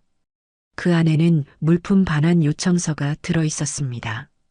박혜진님께 소유주 박복순 회장님의 요청에 따라 현재님께서 보관 중인 아래 목록의 물품들을 보험갱신 및 재산 목록 등재를 위한 감정평가를 위해 당법무법인으로 반환하여 주시기 바랍니다. 기한 내 반환이 이루어지지 않을 시 횡령죄로 형사 고발 조치가 이루어질 수 있음을 알려드립니다. 그리고 그 아래에는 다이아몬드 목걸이와 귀걸이, 핸드백 몇 점의 모델명이 정확하게 기재되어 있었습니다. 혜진이는 그 종이를 보고 피가 거꾸로 솟는 기분이었을 겁니다. 협박이자 명백한 통보였죠. 반환하지 않으면 범죄자가 되는 것이었습니다. 그녀는 제게 전화를 걸어 울고불고 매달렸지만 저는 전화를 받지 않았습니다. 결국 그녀는 다음 날 오전에 떨리는 손으로 자신의 분신과도 같았던 보석들을 싸들고 최 변호사의 사무실에 직접 찾아가 반납할 수밖에 없었습니다.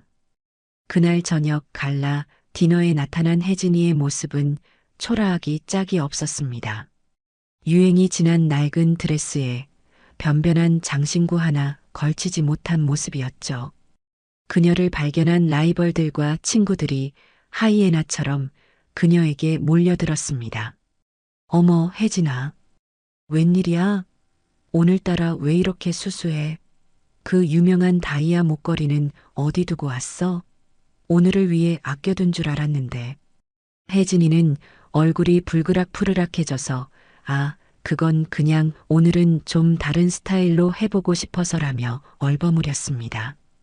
바로 그때 그녀의 가장 친한 친구라고 믿었던 여자가 사람들 들으라는 듯 큰 소리로 말했습니다. 얘들아, 너희 그거 들었어? 혜진이 그 목걸이 원래 시어머니 거였다며? 그것도 그냥 잠깐 빌려준 거래. 이번에 시어머니가 도로 가져가셨다던데 진짜야, 혜진아? 그 말은 확인 사살과도 같았습니다. 그 자리에 있던 모든 사람의 시선이 그녀에게로 쏠렸습니다.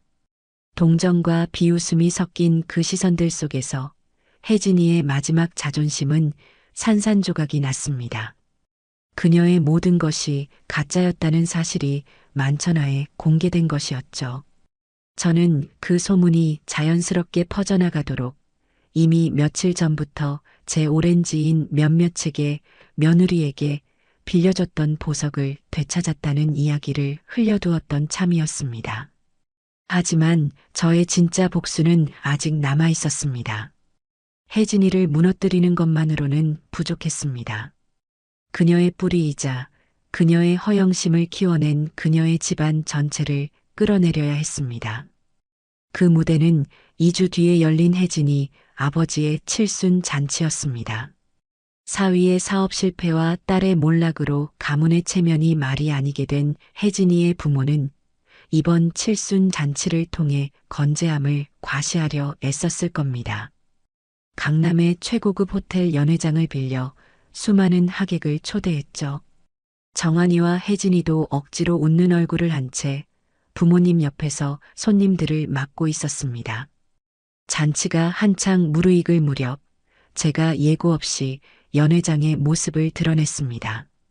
저는 가장 값비싸고 우아한 검은색 정장을 차려입고 제 자산관리사와 최 변호사를 양옆에 대동한 채였습니다.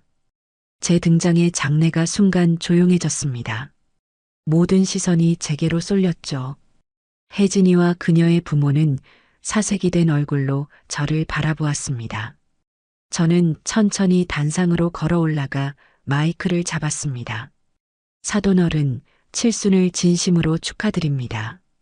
이처럼 기쁘고 좋은 날, 저도 작게나마 축하의 마음을 담아 선물을 하나 준비했습니다. 저는 잠시 말을 멈추고 연회장에 앉아있는 하객들을 둘러보았습니다. 그 중에는 혜진이 어머니의 가장 큰 라이벌이자 지역의 유명 여성 단체장도 앉아 있었습니다. 저는 오늘 제 아들과 며느리가 살던 강남의 아파트를 매각한 대금 전액인 30억 원을 이 사회의 어려운 이웃, 특히 혼자서 아이를 키우는 미혼모들을 위해 기부하기로 결정했습니다. 장내에 엄청난 파문이 일었습니다. 수군거리는 소리가 파도처럼 번져나갔습니다. 그리고 이 기부금은 평소 제가 존경해 마지 않는 이옥주 여사님께서 대표로 계신 새희망 재단에 전달하여 뜻깊은 곳에 쓰이도록 하겠습니다. 제가 혜진이 어머니의 라이벌 이름을 정확히 언급하자 혜진이 어머니는 결국 낮은 비명을 지르며 얼굴을 감싸쥐었습니다. 그것은 단순한 기부가 아니었습니다. 혜진이 집안에 대한 공개적인 모욕이자 그들의 적과 손을 잡겠다는 선전포고였죠. 저는 아직 끝나지 않았다는 듯 제 아들과 며느리를 똑바로 쳐다보며 말을 이었습니다. 그리고 제 아들과 며느리에게는 돈보다 더 큰 선물을 주기로 했습니다. 바로 독립이라는 소중한 선물이지요. 이제 제 그늘을 벗어나 오롯이 두 사람의 힘으로 떳떳하게 살아갈 기회를 얻었으니 여기 계신 모든 분들께서 제 아들과 며느리의 새 출발을 뜨거운 박수로 응원해 주시기 바랍니다. 제 말이 끝나자 연 회장은 잠시 동안 숨막히는 정적에 휩싸였습니다. 그리고 이내 어색하고 마지못한 박수 소리가 터져나왔습니다. 그것은 축하의 박수가 아니라 한 가문이 사회적으로 처형당하는 모습을 지켜보는 구경꾼들의 잔인한 박수 소리였습니다. 혜진이와 정환이는 하객들의 동정과 비웃음이 뒤섞인 시선 속에서 마치 발가벗겨진 채 광장에 내던져진 죄인처럼 서 있었습니다. 혜진이의 눈은 더 이상 분노나 슬픔을 담고 있지 않았습니다. 그녀는 저를 바라보고 있었습니다. 그 눈에 담긴 것은 자신을 파멸시킨 존재에 대한 원초적인 그리고 압도적인 공포였습니다. 저는 그 서늘한 공포를 온몸으로 느끼며 우아하게 단상에서 내려왔습니다. 그리고 그 아수라장이 된 연회장을 미련 없이 빠져나왔습니다. 호텔 문을 나서는 순간 가을의 차가운 밤 공기가 제 뺨을 스쳤습니다. 제 길고 길었던 복수의 산막이 그렇게 막을 내리고 있었습니다. 혜진이 아버지의 칠순 잔치에서 제가 벌인 공개적인 처형은 그들 가문이 쌓아 올린 위신과 체면이라는 성벽을 단숨에 무너뜨린 공성추와도 같았습니다. 그날 이후 아들 내외는 사회적으로 완벽하게 고립되었습니다. 그들이 속해 있던 세계에서 그들은 더 이상 존재하지 않는 유령이 되었죠. 친구들은 그들의 전화를 받지 않았고 친척들은 그들을 없는 사람 취급했습니다. 정환이는 파산자의 신분으로 혜진이는 몰락한 허영의 상징으로 낙인 찍혔습니다. 그들이 버티는 데는 그리 오랜 시간이 걸리지 않았습니다. 강남의 아파트에서 쫓겨난 그들은 보증금도 없어 서울 외곽에 햇빛도 제대로 들지 않는 반지하 월세방으로 거처를 옮겼습니다. 한때 명품으로 가득 찼던 그들의 옷장은 텅 비었고 그 자리는 당장 내야 할 공과금 고지서와 독촉장들이 채워나갔습니다. 매일 밤 그 좁고 눅눅한 방에서는 서로를 탓하는 날선 목소리만이 오갔을 겁니다. 남편의 무능력을 탓하는 혜진이의 비명과 아내의 사치와 허영을 저주하는 정환이의 고함이 뒤섞여 그들의 남은 자존심마저 갉아먹었겠죠. 모든 희망이 사라지고 당장 다음 달 월세를 낼 돈도 쌀을 살 돈도 바닥났을 때 그들은 비로소 마지막 선택지를 떠올렸을 겁니다. 바로 저였습니다. 그들의 오만함으로는 결코 하고 싶지 않았을 마지막 선택, 바로 제 앞에 와서 무릎을 꿇고 용서를 구하는 것이었죠. 아마도 그 제안을 먼저 한 것은 혜진이었을 겁니다. 생존의 공포 앞에서 그녀의 마지막 남은 자존심은 아무런 힘이 없었을 테니까요. 그들이 제 집 현관문 앞에 다시 나타난 것은 칠순 잔치가 있은 지 한 달쯤 지난 어느 쌀쌀한 늦가을 오후였습니다. 저는 거실 창가에 앉아 국화차를 마시며 책을 읽고 있었습니다. 초인종 소리에 인터폰을 확인하니 화면 속에는 차마 눈 뜨고 보기 힘들 정도로 초췌하고 망가진 두 사람의 모습이 비치고 있었습니다. 그들은 예고도 없이 찾아왔지만 저는 그들이 올 것을 이미 알고 있었습니다. 그들의 손에는 동네 과일 가게에서 샀을 법한 볼품없는 사과 상자가 하나 들려 있었습니다. 저는 아무 말 없이 문을 열어주었습니다. 그들은 제 집 안으로 들어서자마자 마치 약속이라도 한 듯 현관 입구에서 그대로 무릎을 꿇었습니다. 그리고 혜진이가 먼저 미리 수백 번은 연습했을 법한 애절한 목소리로 울며 말하기 시작했습니다. 어머니, 저희가 죽을 죄를 지었습니다. 저희가 어리석어서, 철이 없어서 어머니의 하늘같이 깊은 마음을 조금도 헤아리지 못했습니다. 어머니께서 저희에게 베풀어 주신 은혜를 원수로 갚았습니다. 제발 저희를 용서해 주세요. 이 못난 며느리를 한 번만 용서해 주세요, 어머니. 혜진이는 바닥에 이마를 찧어가며 통곡했습니다. 그 연기력은 실로 대단했지만 제 눈에는 그 눈물의 출처가 뻔히 보였습니다. 이어서 정환이도 입을 열었습니다. 그의 목소리는 완전히 잠겨 있었고 텅 비어 있었습니다. 어머니, 제가 아들로서, 남편으로서, 한 인간으로서 끔찍한 죄를 지었습니다. 제가 잠시 눈이 멀었습니다. 혜진이의 말에 넘어가 돈과 명예라는 헛된 것에 눈이 멀어 세상에서 가장 소중한 분께 씻을 수 없는 상처를 드렸습니다. 어머니께서 저희를 용서해 주신다면 저희 남은 인생을 어머니 발치에서 속죄하며 살겠습니다. 제발 저희에게 마지막 기회를 주십시오.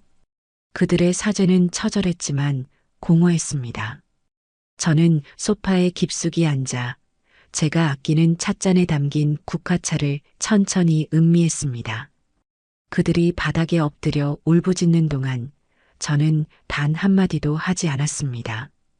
제 침묵은 그들을 더욱 불안하고 절망적으로 만들었습니다. 그들의 눈물은 점점 더 과장되었고 그들의 사죄는 점점 더 절박해졌습니다.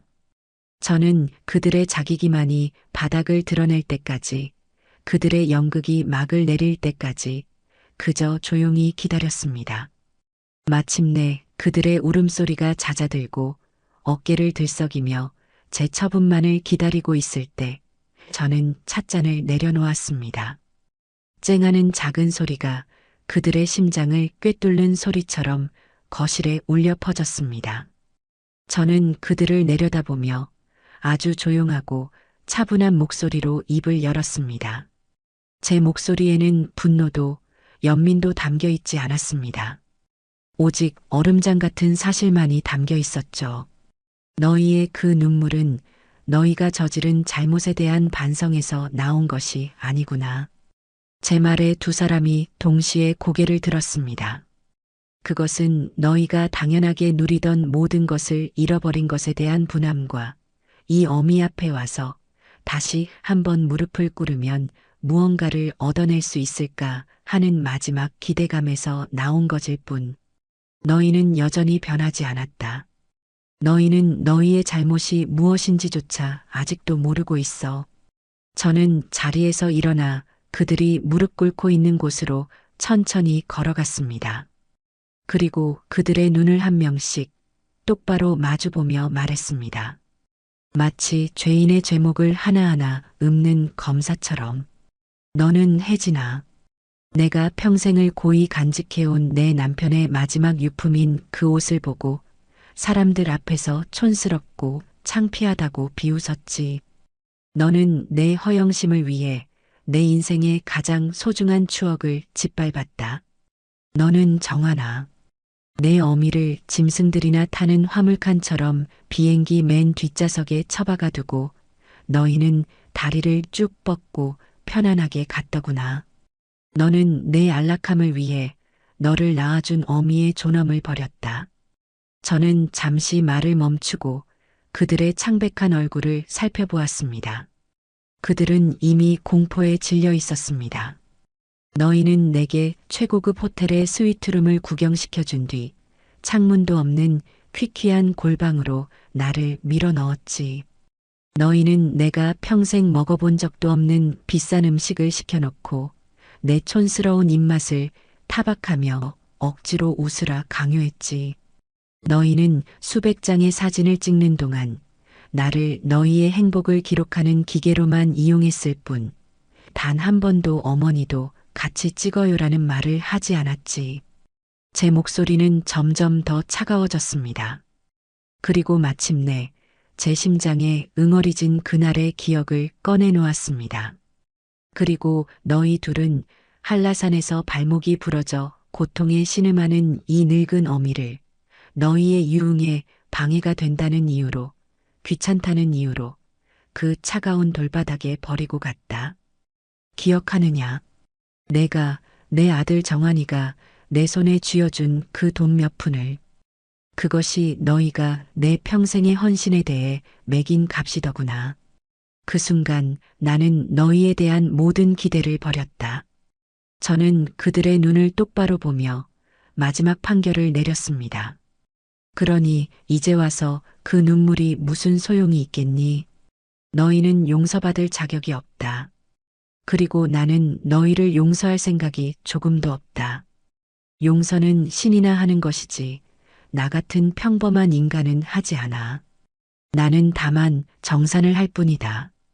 제 말이 끝나자 그들의 눈에서 마지막 희망의 빛마저 사라졌습니다. 그들은 자신들의 사과가 완벽하게 거부당했다는 사실을, 그리고 자신들 앞에는 오직 냉혹한 현실만이 남아있다는 것을 깨닫고 완전히 무너져 내렸습니다. 혜진이는 그 자리에 쓰러져 소리 없이 오열했고 정환이는 텅 빈 눈으로 허공만 바라보고 있었습니다. 저는 그들의 절망을 차갑게 내려다보았습니다. 아직 정사는 끝나지 않았기 때문입니다. 제가 용서할 생각이 없다고 선언했을 때 아들 내외는 이제 모든 것이 끝났다고 생각했을 겁니다. 당장이라도 제가 내 집에서 썩 꺼져라라고 소리치며 그들을 내쫓을 것이라 예상했겠죠. 하지만 저는 그들 앞에서 다시 소파에 앉아 이미 식어버린 국화차를 한 모금 마셨습니다. 그리고는 그들에게 상상조차 하지 못했던 말을 건넸습니다. 하지만 내 배 아파 낳은 자식과 그 짝이 길바닥에서 굶어 죽는 꼴은 보지 않으련다. 그것이 내가 너희에게 베푸는 마지막 잡이다. 제 말에 너클 놓고 있던 두 사람이 번개라도 맞은 듯 저를 쳐다보았습니다. 그들의 눈에는 의심과 함께 한 가닥 희미한 기대감이 떠올랐습니다.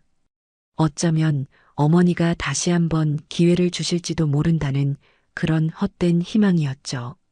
저는 그들의 표정을 읽으며 탁자 위에 놓여있던 두툼한 서류철을 그들 앞으로 밀었습니다. 열어보거라. 정환이가 떨리는 손으로 서류철을 열었습니다. 그 안에는 두 종류의 서류가 들어 있었습니다.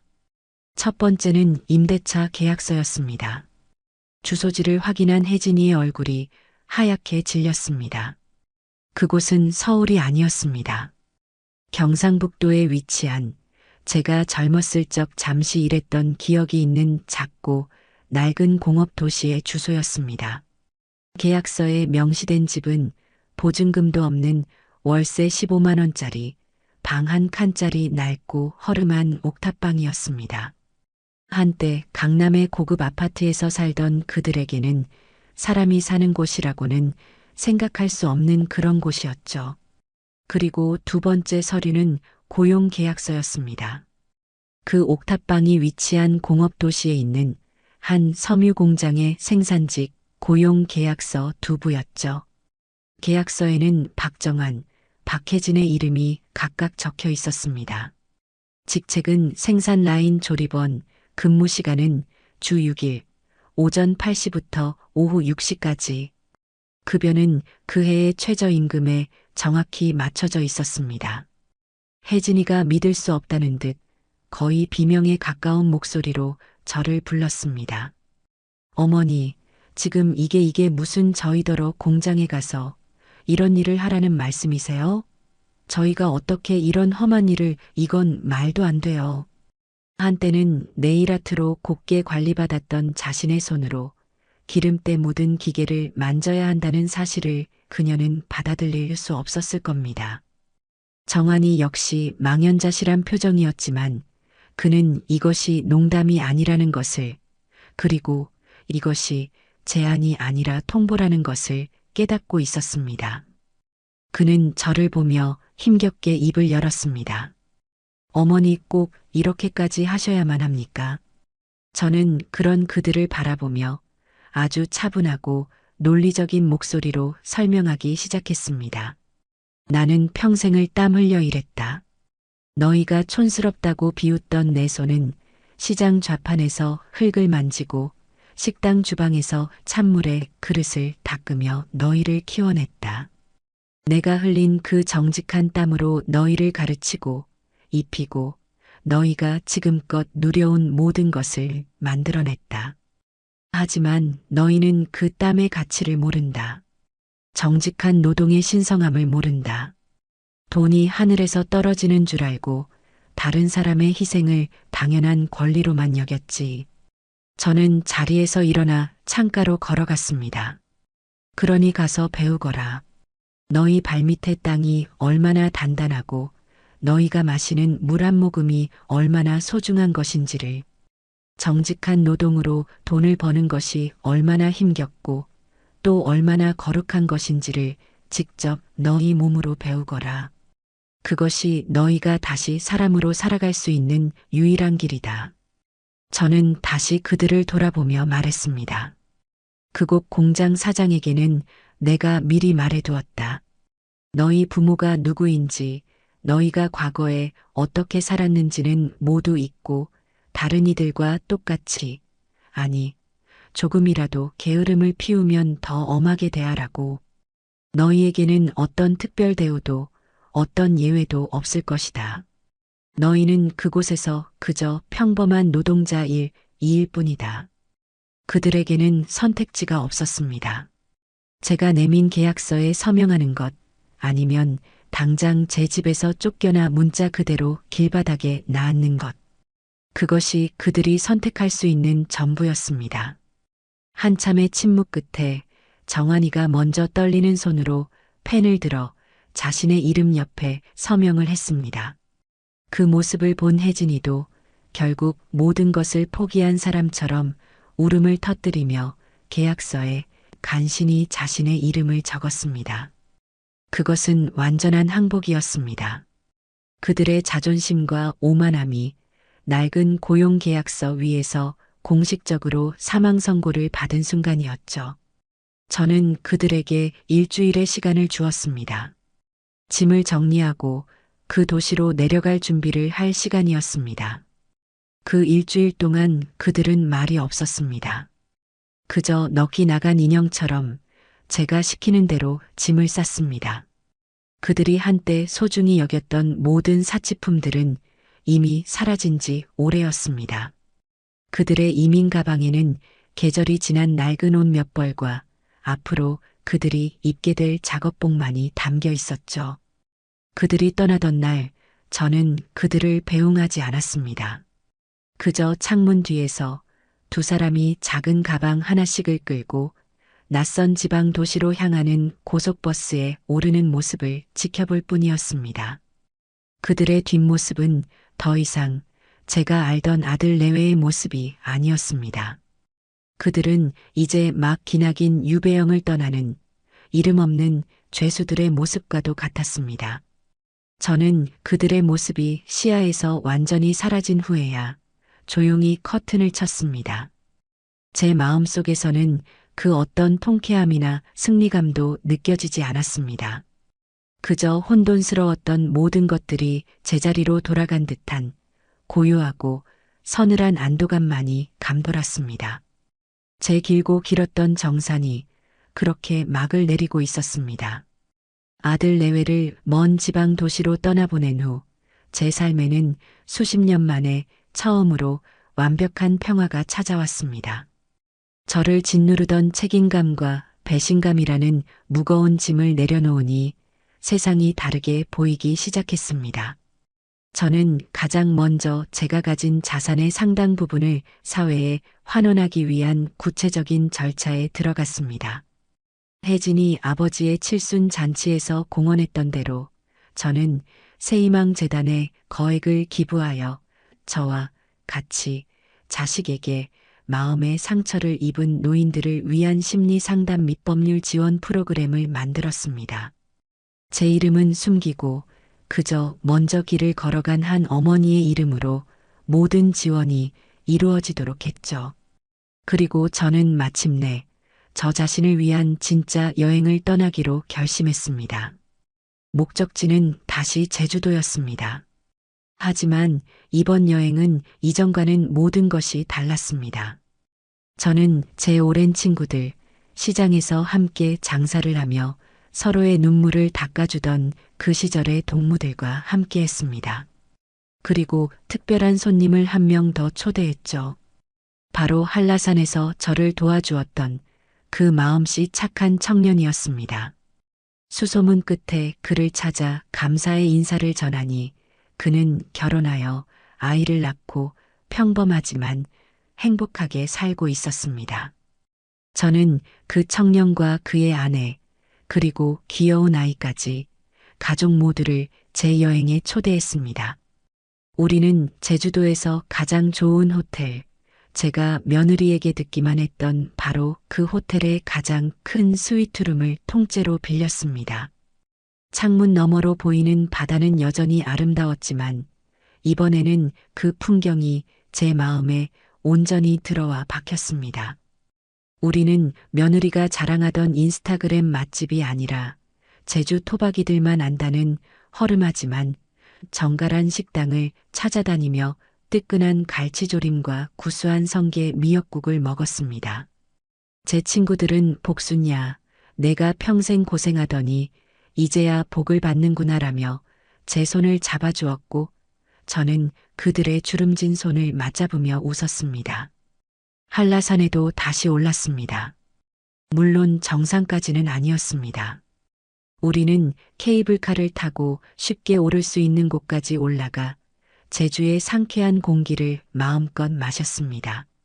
저는 그곳에서 저를 버리고 떠났던 아들 내외의 뒷모습 대신 제 친구들의 환한 웃음과 제 손을 꼭 잡고 할머니, 여기 정말 좋아요. 라며 제잘거리는 어린아이의 천진난만한 얼굴을 보았습니다. 그 순간 제 마음속에 남아있던 마지막 응어리마저 봄눈 녹듯이 사라지는 것을 느꼈습니다. 이것이야말로 진짜 행복이었습니다. 그렇게 1년이라는 시간이 흘렀습니다. 저는 재단 일을 돌보고 친구들과 여행을 다니며 제 인생의 황금기를 보내고 있었습니다. 아들 내외의 소식은 그들이 일하는 공장의 사장을 통해 간간히 들려왔습니다. 두 사람은 처음 몇 달간은 적응하지 못하고 매일같이 싸웠지만 시간이 지나면서 서서히 공장 생활에 익숙해지고 있다는 이야기였습니다. 험한 노동으로 다져진 그들의 얼굴에서 오만함이 사라지고 땀의 가치를 알아가는 평범한 사람들의 모습이 보이기 시작했다는 것이었죠. 저는 그저 묵묵히 듣기만 할 뿐 어떤 감흥도 느끼지 않았습니다. 그들은 이제 제 인생과 무관한 그들 자신의 인생을 살아가는 타인일 뿐이었으니까요.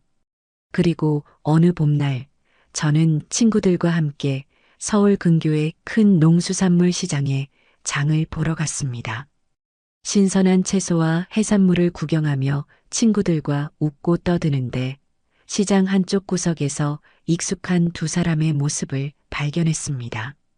제 아들 정환이와 며느리 혜진이었습니다. 아마 공장에서 받은 귀한 휴가를 얻어 잠시 서울에 올라온 모양이었습니다. 그들은 붐비는 사람들 틈에서 좌판에 놓인 싸구려 양말과 속옷을 고르고 있었습니다.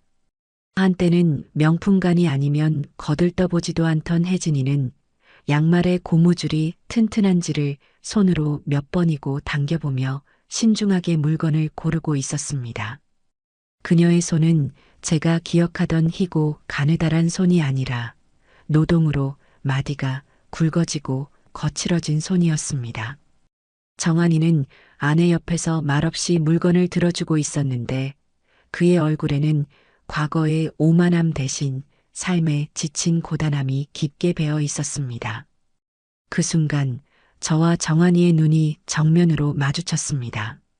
수많은 인파 속에서 시간은 잠시 멈춘 듯 했습니다. 그의 눈이 지진이라도 난 듯 흔들렸습니다. 그 안에는 수치심과 원망과 두려움과 그리고 아주 희미하지만 예전에는 결코 찾아볼 수 없었던 경외심과도 같은 복잡한 감정이 뒤섞여 있었습니다. 그는 저를 발견하고는 화들짝 놀라 아내의 팔을 잡아 끌고는 사람들 속으로 황급히 몸을 숨겼습니다. 혜진이 역시 저를 발견하고는 얼굴이 하얗게 질린 채 남편의 등 뒤로 숨어버렸습니다. 저는 그들의 겁에 질린 뒷모습을 가만히 바라보았습니다. 그리고 그 순간 저는 제 안에 아주 오랫동안 남아있던 마지막 찌꺼기마저 완전히 사라졌음을 깨달았습니다. 분노도 슬픔도 연민도 아니었습니다. 그들은 이제 그저 제 길고 긴 인생을 스쳐 지나간 희미한 과거의 풍경일 뿐이었습니다. 저는 그들을 벌한 것이 아니었습니다. 어쩌면 저는 그들을 구원했을지도 모릅니다. 하지만 그보다 더 확실한 것은 제가 마침내 온전히 저 자신을 구원했다는 사실이었습니다. 복순야, 뭘 그렇게 보고 있어? 이리 와서 이 생선 좀 봐. 아주 싱싱하네. 친구의 부름에 저는 그들의 사라진 방향에서 시선을 거두었습니다. 그리고는 환하게 웃으며 친구에게로 다가갔습니다. 어머, 정말 좋네. 오늘 저녁은 이걸로 얼큰하게 매운탕이나 끓여 먹을까? 제 발걸음은 그 어느 때보다도 가벼웠습니다. 제 마음은 그 어떤 속박에서도 벗어나 완벽하게 자유로웠습니다. 제 길고 길었던 복수극은 그렇게 완전한 해방과 함께 진짜 행복을 맞이하며 막을 내렸습니다.